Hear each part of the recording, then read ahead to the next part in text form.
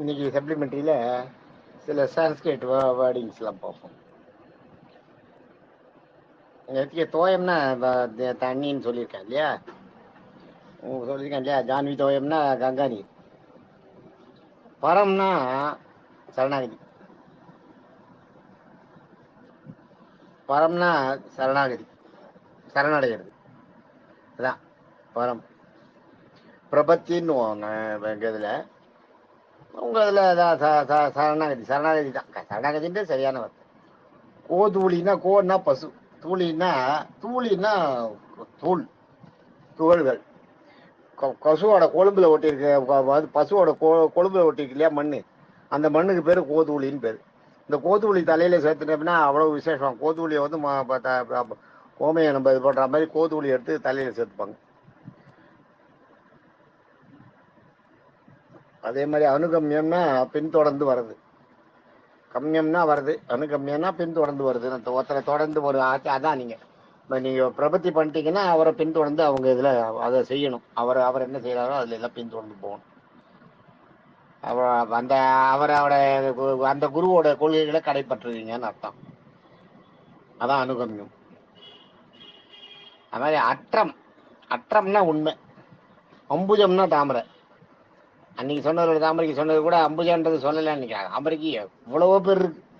அது யோசிச்சு ஒரு நாள் பூரா உட்காந்து யோசிச்சு எழுதினாதான் வரும். அற்றம்னா உண்மை, அம்புஜம்னா தாமரை. வத்சரம்னா கண்ணுக்குட்டி. வத்சரம்னா கண்ணுக்குட்டி, வஸ்திரம்னா உடை. இது ரெண்டுக்கும் வித்தியாசம் இருக்கு. எழுத்து மாறுறது பார்த்துக்கோ. வத்சரம்ன்றது வந்து கண்ணுக்குட்டி, வஸ்திரம்னா உடை. அது மாதிரி வத்சன்னா குழந்தை. வாத்சல்யம்னா வாத்சல்யம்னு ஒரு இது சொல்லுவாங்க. வாத்சல்யம்னா அதாவது குழந்தைகிட்ட எப்படி அன்பு காட்டுறோம் அந்த மாதிரி அன்பு. பெருமாள் அந்த மாதிரி அன்பை தன்னுடைய அடியார்களுக்கு எல்லாம் காட்டு வரோம். வாத்சல்யம்ன்ற அந்த அந்த அன்பை காட்டு வரோம். அதே மாதிரி குரு வந்து தன்னுடைய சிஷ்யாள்கிட்ட அந்த மாதிரி காட்டுறோம். வாத்சல்யம்ன்றது குழந்தைகள்கிட்ட காட்டுற அன்பு. குழந்தைகிட்ட காட்டு. குழந்தை உங்களை திட்டம், நீங்க மூஞ்சி கிட்ட கொண்டு பலான்னு மூஞ்சில வச்சிரும். ஆனா நீங்க சிரிப்பீங்க. அந்த அடி வேற யாராவது அடிக்க முடியுமா உங்களை? நீங்க பெரிய ஆளா இருப்பீங்க, டாடா பிர்லா ரேஞ்சுக்கு பெரிய ஆளா இருப்பீங்க, கோடீஸ்வரனா இருப்பீங்க. ஆனா ஒரு குழந்தைய கிட்ட கொண்டு போகும்போது அதுக்கு அதெல்லாம் தெரியாது. பளிச்சுன்னு அடிச்சிடும் மூஞ்சில. அடிச்ச உடனே நீங்க என்ன பண்ணுவீங்க? சிரிச்சுட்டு இப்படிலாம் அடிக்கூடாதுப்பா, தப்பு, அவ்வளவுதான் சொல்லுவீங்க. அதுக்கு மேல உங்களால ஒண்ணுமே பண்ண முடியாது. ஆனா இது ஒரு பெரியவங்க அடிச்சிருந்தா எவ்வளவு பெரிய விஷயமாகும். அது ஒரு நாட்டுக்கு சண்டையே கூட வந்துடும் அந்த மாதிரி இதுல எல்லாம். அதனால வாத்சல்யன்றது வந்து குழந்தைகிட்ட காட்டுறாரு. பாகு சிரஸ்யதுன்னா, கையை தலைக்கு வச்சுன்னு படுத்துக்குது. அதான் பாகு சிரஸ்யது. பாகுன்னா கைகள் தெரியும், சிரஸ்னா தலை. பாகு சிரஸ்யதுன்னா கையை தலைக்கு வச்சுன்னு படுத்துக்குது. பாகு சிரஸ்யதுன்னு பேரு. அடுத்தது ஜீவாத்மாக்களோட விரோதி மூணுங்க. ஒண்ணு சொரூப விரோதி. சொரூப விரோதின்னு என்ன தெரியுமா? தானே பெரியவன்ற ஒரு எண்ணம், அகங்காரம் ஓங்கி இருக்கிறது. நான் என்னோடது, என்னோட அந்த அந்த நான் என்னோடதுன்ற எண்ணத்தை மனசுல பதிச்சு வச்சிருக்கு. அதான் சொரூப விரோதி. சொரூபன்றது வந்து இந்த இடத்துல வந்து வெளியில ரூபம் மட்டும் இல்லை, உள்ளேயும் சேர்த்து சொல்றது. சொரூப விரோதி. அடுத்தது உபாய விரோதி. உபாய விரோதின்றது வந்து ரெண்டாவது வந்து உபாய விரோதி. தன் துன்பங்களை போக்குவதற்கு பகவானை சரடையாமல் மற்ற வழிகளை புத்தியை செலுத்தி மேல மேல தப்ப தேடிக்கிறது. தன்னுடைய கஷ்டங்களை பகவான்கிட்ட இப்போ சொல்லி பகவான்கிட்ட அதுக்கான அந்த வழியை கண்டுபிடிக்காம, அதை போக்குறதுக்கான வழியை கண்டுபிடிக்காம ஏதேதோ பண்ணி மேல மேல மறுபடியும் கஷ்டத்தையே தேடிக்கிறது. ஒரு பொய்யை சொல்றதுக்காக இன்னொரு பொய் சொல்றது, அதுக்காக இன்னொரு பொய் சொல்றது. அது மாதிரி கோர்ட்ல எல்லாம் வக்கீல்லாம் வாதாடுறாங்க பாருங்க, ஒரே பொய்யா தான் இருக்கும். வக்கீல் வாதாடுறதுல உண்மையா வாதாடுற வக்கீல்ன்றதுல ரொம்ப கம்மி. கோர்ட்ல வாதாடும் போது பாத்தீங்கன்னா அவங்களுக்கு இருக்கிற பேஷண்ட், அவங்களோட கிளையண்ட் யாரு, அதுதான் அவங்களுக்கு கணக்கு. அவங்க கிளையண்ட்டை காப்பாற்றணும், அதுக்காக அவங்க என்ன வேணாலும் பண்ணுவாங்க. அது அவங்க தொழில் தர்மம்ன்றாங்க. அது இல்லை தொழில் தர்மம். தர்மத்தை அந்த இடத்துல வந்து நீதியை காக்கிறது தான் அவங்களோட தொழில் தர்மம்.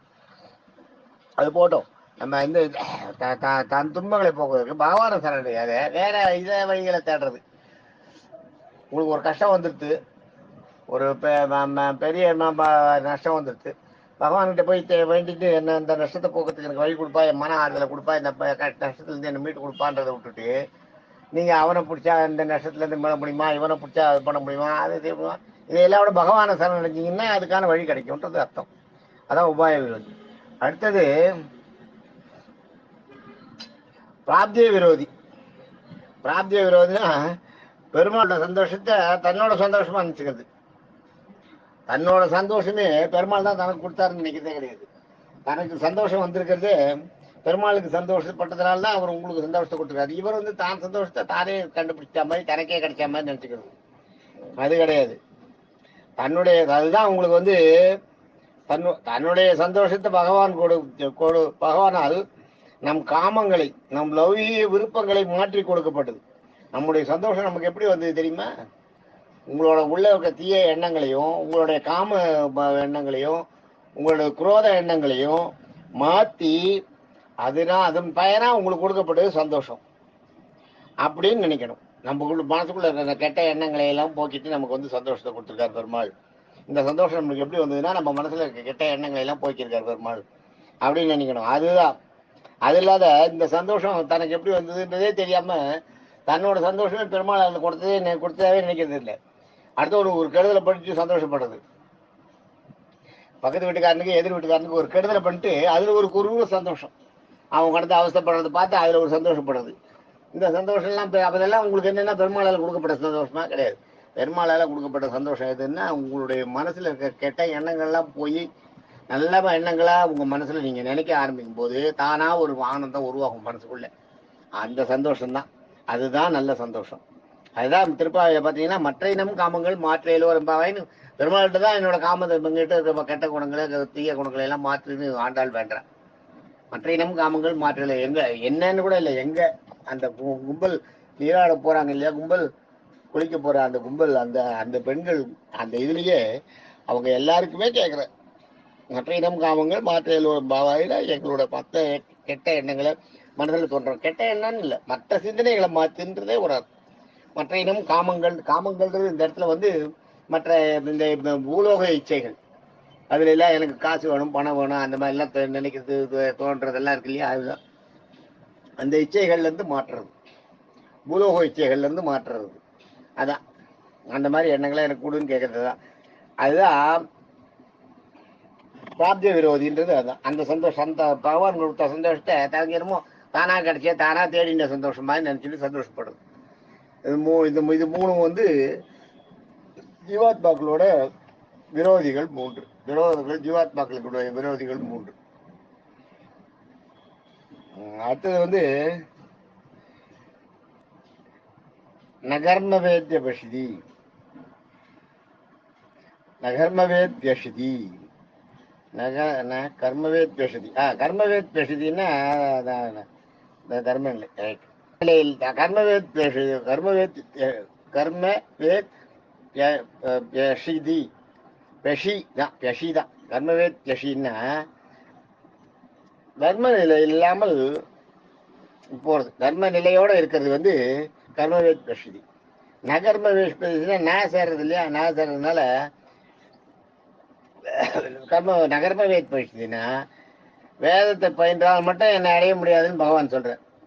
தர்ம நிலையற்ற பக்தி அது கர்மவேத் பேஷி. கர்மவேத் பேஷி வந்து கர்மவேத் பேஷின்றது தர்ம நிலையற்ற பக்தி. உங்ககிட்ட தர்மம் இருக்காது, ஆனா வெறும் பக்தி மட்டும் இருக்கும். அது நகர்மவேத் பேசுதின்னா நீங்க வந்து பாருங்க, வேதத்தை வந்து படிக்கிறாங்க, கர்ம காரியம், வேதனா வேதம், பேசுதினா படிக்கிறது. மனசுல வந்து வெறும் வேதத்தை மட்டும் படிக்கிறது, மனப்பாடம் பண்றது, அது இல்லை. அந்த மாதிரி பண்ணா என்னை அடைய முடியாது. வேதத்தை மட்டும் படிச்சுட்டா என்னை அடைய முடியாது. அதுதான் அதுக்கு வந்து நிறைய உதாரணங்கள்லாம் இருக்கு. ராவணனுக்கு தெரியாத வேதமே கிடையாது. சாம வேதத்துல ராவணன் கரகண்டவன். சாமவேதம் வந்து ராவணனுக்கு சாமவேதம் படிக்கிற மாதிரி ராவணன் படிக்கிற சாமவேதம் வந்து கடுமையான கஷ்டமான வேதம். அதை கத்துக்கிறதும் கஷ்டம். அதை கத்துக்கிறதுல வந்து ராவணனுக்கு ஈடு கிடையாது. ஆனாலும் அவனோட பக்தி கிடையாது. அதே மாதிரி பார்த்தீங்கன்னா நகர்ம நதப. அடுத்தது நதபன்னா வெறும் தவங்களை செஞ்சா மட்டும் என்ன அடைய முடியாது. எல்லாம் பகவத்கீதையில கிருஷ்ணன் வந்து அர்ஜுனனுக்கு சொல்றது நதப, வெறும் தவத்தை செஞ்சா மட்டும் என்ன அடைய முடியாது. வெறும் தவங்களை செஞ்சா அடைய முடியாது. கடுமையான தவத்தை செய்த எத்தனையோ அசுரர்கள் வந்து பகவான் அடைஞ்சிருக்காங்களா? இல்ல, பகவான் ஏதாவது சம்ஹாரம் தான் ஆயிருக்காங்க. இரண்யன் எடுத்துக்க, இரண்யன் கடுமையான தவம் செய்தவன், ராவணன் கடுமையான தவம் செய்தவன். எல்லா அசுரர்களுமே பாத்தீங்கன்னா கடுமையான தவம் செஞ்சுதான் அவங்க வரத்தை வாங்குறாங்க. அதனால வெறும் கடுமையான தவம் செஞ்சா மட்டும் என்ன அடைஞ்சிட முடியாது. அந்த தவத்தை நல்லபடியா யூஸ் பண்ணும், அந்த வரத்தை நல்லபடியா யூஸ் பண்ணுறது. அதே மாதிரி நாதானேனு நதானேனு தானேனு தானேனு நதானேனு தானேனுன்னா தானங்கள். எவ்வளவு தானங்களையும் செய்யுது. எவ்வளவு பெரிய சிறந்த தானங்களை செஞ்சாலும் நீங்க தர்ம வழியில நிக்கலைன்னா உங்களால பகவானை அடைய முடியாது. அது ஒரு இது. அதே அதை பார்த்தீங்கன்னா அதுல பார்த்தீங்கன்னா உதாரணத்துக்கு கர்ணனை சொல்லலாம். கர்ணன் வந்து எவ்வளோ தாவங்கள்லாம் செஞ்சான், எவ்வளோ தானங்கள். கர்ணன் வந்து கேட்டா கர்ண பிரபுன்னு சொல்லுவாங்க. கர்ணன் கிட்ட கேட்டு இல்லைன்னு சொன்னதே கிடையாது கடைசி வரைக்கும். ஆனா கர்ணனால வந்து நேர இதுக்கு போக முடியல, சொர்க்கத்துக்கு போக முடியல. ஏன்னா அவன் வந்து அநீதிக்கு துணை போனான். அதனாலதான் நீங்க வெறும் தவம் நிறைய தானங்களை மட்டும் செஞ்சுட்டா போறாது. எல்லா இடத்துலயும் தர்ம நியாயம்ன்றது ஒண்ணு கூட வரணும். அதுவும் அதுல கலந்து செஞ்சாதான் நீங்க செய்யற காரியங்களுக்கு பலன் இருக்கும். இல்லாட்டா கிடைக்காது போயிடும். அதே மாதிரி நயஜன்னு ஒண்ணு, யஜ்ஞங்கள், யாகங்கள். எத்தனை யாகங்களை செஞ்சாலும் சரி,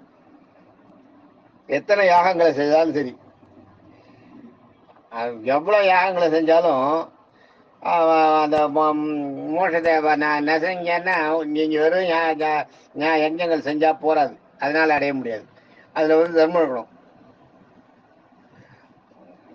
அது மாதிரி எத்தனையோ இருக்கு. இப்ப பாத்தீங்கன்னா தசரதன் கூட சரி, எவ்வளோ யாகங்கள். தசரதன் செய்யாத யாகமே கிடையாது. தசரத மகாராஜா செய்யாத யாகமே கிடையாது. இவ்வளவு பெரிய யாகங்களை செஞ்சவர் தான், எல்லாம் பண்ணவர் தான். ஆனா தன்னுடைய மனைவிக்கு கொடுத்த வரத்துக்காக ராமனை காட்டுக்கு அனுப்பினது அவர் செஞ்ச அதர்மம் அது. அதனால அவருக்கு வந்து மோட்சம் தசரதற்கு மோட்சம் கிடைக்கல. ராமர் தான் அவருக்கு வந்து அப்புறம் அந்த ஈமக்கிரியெல்லாம் பண்ணிட்டு முதல் வருஷ தேவசம் பண்ணும்போது ராமர் தான் அவருக்கு வந்து மோட்சம் கொடுக்கணும்னு வேண்டாம் பெருமாள்கிட்ட. ராமர் வந்து மனுஷனா இருந்தது, அவரே பெருமாள் தான். ஆனா அவர் வந்து தசரதனை வந்து மோட்சத்துக்கு கூட்டு போயிருக்கோன்னு சொல்லல. மோட்சம் கொடுக்கணும்ட்டு மகாவிஷ்ணு கிட்ட அவர் தான் ராமரே வேண்டார். ராமருக்கே தெரியல தான் மகாவிஷ்ணுன்றதே தெரியல. ராமரே மகாவிஷ்ணு கிட்ட வேண்டி தசரதனை கேட்கறதுக்கு சொல்றார். அப்புறம் புஷ்ப விமானம் வந்து தசரதனை வந்து மோட்சத்துக்கு கூட்டு போறது, அது வேற தனி கதை. அது அப்புறம் சொல்றேன். தர்ம வழியில நின்று பண்றது வந்து அதனால நீங்க என்னதான் நீங்க எதை செஞ்சாலும் கூட வந்து தர்மம்ன்றது இருக்கணும். தர்மம்ன்றது இல்லைன்னா, அந்த தர்ம வழி இல்லைன்னு வைங்க, நீங்க செய்யறது தர்ம வழியில இல்லைன்னா, நியாயம், அது நீதி நியாயம் இல்லைன்னா நீங்க செய்யறது வந்து பலன் தராது, கெட்ட பலன் தான் கொடுக்கும். அப்படின்றதுனால இதுல இந்த 1 2 3 4 இது இல்லையா, கர்மவேத் பயிற்சி, நகர்மவேத் பயிற்சி, நகர்மவேத் யஷி, நகர்ம வேத் பேஷி. வேத்னா வேதம், யஷின்னா பக்தி. நகர்ம வேத் பேஷி, நதப, நதானேனு, தானேனு, நயஜ்ஞ. இது நாலுமே நீங்க இந்த வழியில எல்லாம் அறம் செய்யறதா நினைச்சுன்னு செய்யறது வந்து அது அறம் இல்லை. அதனால உங்களுக்கு வந்து அந்த அறத்துக்கான பலன் கிடைக்காது, நீங்க செய்யறதுக்கான பலன் கிடைக்காது. தேங்க்யூ.